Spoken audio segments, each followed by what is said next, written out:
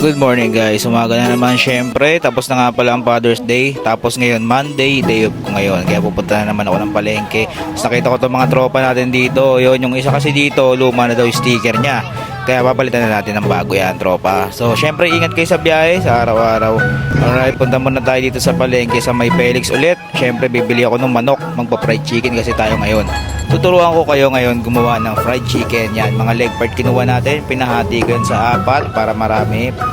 Tapos pagligo ko sa kaliwa, ayan, may nanginginang barya. Sa kanya na yung sukli natin. And harina, syempre naubusan na tayo yan. Yan lang ginagamit ko, harina tsaka cornstarch. Syempre saging para pagtas kumain, syempre.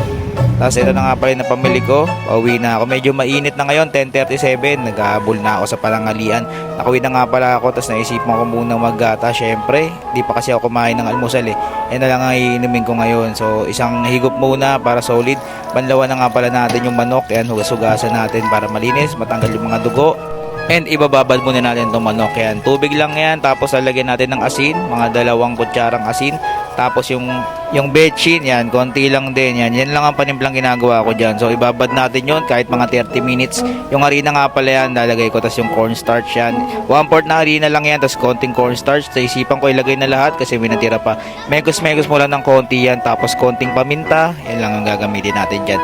So pag hinalo mo to, dito natin mamaya ibe-breading. Konting asin yung nilagay ko. So ayan na nga pala yung dalawa, ibababad ko muna yan. Tapos 10:59 na, wala ko muna magpagupit. Kaso paglabas ko ng skinita, naharang nga pala ako ng mga batang solis yan. Buti may dala akong sticker, kaya sa inyo na yan, idol, ingat kayo palagi. Salamat nga pala. And pupunta na nga pala ako sa pagupitan para magpa-reserve. Naku, dami palang nakapila. So Parak, yan, gusto mo muna si Parak. Kaya binalikan ko muna yung niluluto ko. Naisipan ko, ibibreading ko na muna syempre, para hindi sayang sa oras kasi marami pa nakapila ron. Pangatlo pa ata ako ron. So yan lang ang mag-breading. Huwag masyadong makapal kasi yung magiging dahilan para maging matigas siya.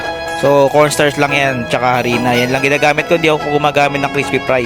Mas mabisa kasi yan. So ganyan lang, manipis na breading lang. Tapos ilalagay natin yan sa gilid. Papatuyuin kasi natin yan para kumapit ng maigi yung breading natin. Syempre nagsaing na rin pala ako. Nagsaing nga pala ako para pagtapos magluto ng ulam, tapos na rin ako magsaing. Ganyan nga pala ako magsukat guys. Ganyan din ba kayo? Kung iba yung iniisip mo, bahala ka na dyan. Haha. Kumapit na nga pala yung harina yan. Pinrepair ko lang. 11:52 na. Syempre babalikan ko muna. Baka ako na yung gugupitan.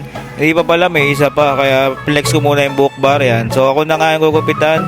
Mabilisan lang to. Faded lang to. Faded. Yan. Tapos na agad. Diba? Ganun lang kabilis. Syempre babalikan ko na yung lulutuin ko. Tuturuan na kita ngayon paano magprito ng fried chicken na malutong. High flame nga pala tayo guys. Lagay na natin yung mantika syempre.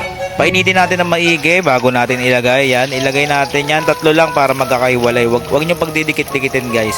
Yan. Kailangan naka high flame. Mabilis nga lang masunog yan. Kaya kailangan mong galaw-galawin. Pag medyo brownish na, iaangat mo na yan. Yan. Tapos second set ng pagsasalang natin. Ganun lang ulit. 3 lang ulit para hindi magsiksikan. Syempre, pag medyo brown na, iaangat ulit natin yan. High flame pa rin tayo guys. High flame. So yan. Hindi ko makapit yung mantika pag ganyan guys, pag naka high flame. Yan yung mga sikretong mga malakasan ng malupitan. So syempre ipiprito ulit natin yan. Second set ng pagpiprito natin. Diyan mo makukuha yung lutong na hinahanap mo para maging malutong yung fried chicken mo. Mabilisan na lang yan, huwag mo na masyadong papatagalin. Pang finishing na lang yan, parang ginagawa sa chicharon yan. So walang mantika yan guys, tinan mo. Plain na plain. Hindi tulad pag naka low flame ka, maglalawa yan kasi kakapit yung mantika. Ngayon, pag high flame, hindi kakapit. So, tikman natin. Tingnan natin yung ano ngayon, yung lutong. Oh, lutong oh. Uy, lutong. So, tikman natin syempre. Uy, nadudurog oh. Niluto natin. Crunchy oh. Init. Tikman natin. Suabe. Ito yun ha.